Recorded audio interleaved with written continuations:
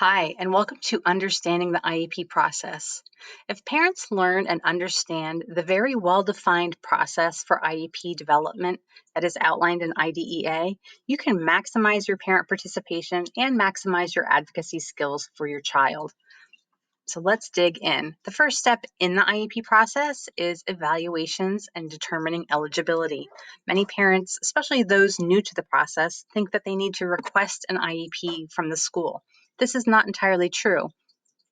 You don't request an IEP, you request evaluations for special education. IDEA also specifies that teachers can and should refer kids for evaluations if they believe they are struggling and would benefit from special education.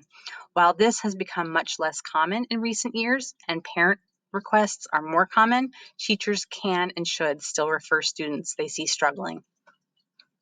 After these evaluations are done, the team determines eligibility. The evaluations will also be used to identify any areas of need. These should be well defined, and it serves as the base of the present levels section of the IEP. So once the present levels section is written, then goals are developed. IEP goals are individualized to the child based upon the baselines from these evaluations that are in present levels. IEP goals should be both meaningful and measurable and should be a team decision. From there, the team looks at the IEP goals that were written. Then they decide what supports, what special education, what interventions, what related services does this child need to achieve these goals. Now, from here, the team has the areas of need, the goals, and the special education services that the child is going to receive. So then they make the placement decision. Many parents really don't understand that placement is not the first decision in the IEP process. It's actually one of the last decisions, because what the team needs to do now is look at this part that's written and say, now, what placement can best implement this IEP? When making placement decisions, the team must also consider and must use least restrictive environment principles. That is, that the least restrictive environment for the child must be considered first. Now, once all that is done, you want to move on to progress monitoring. Progress monitoring will be defined, and again, it's individualized to the child and their needs.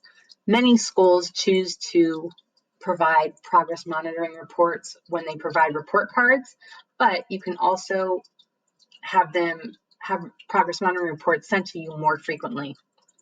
This allows you to change course if necessary. IDEA calls for an annual IEP review and update to an IEP. However, if patterns are developing and you need to change it before the annual IEP date, that can be done. Now, I want to sum this all up and say, if at any point in the process you are asked to wait and see, so let's say your child is struggling and you ask for evaluations and the school says, well, let's wait and see. If you ask for a different placement, more restrictive, less restrictive, if you're asking for more or different interventions and you're told, let's wait and see, I would say go with your gut, use the process, learn the parent concerns letter and PWN, and keep advocating. If something in your gut is telling you that this isn't right, then you should pursue it and continue to advocate for your child. You can always sign up for my parent advocacy training at don'tiePalone.club. I hope this has been helpful. Please take a look at my website, A Day in Our Shoes, where I have written many, in fact, over 600 articles about various components of the IEP process, and good luck to you.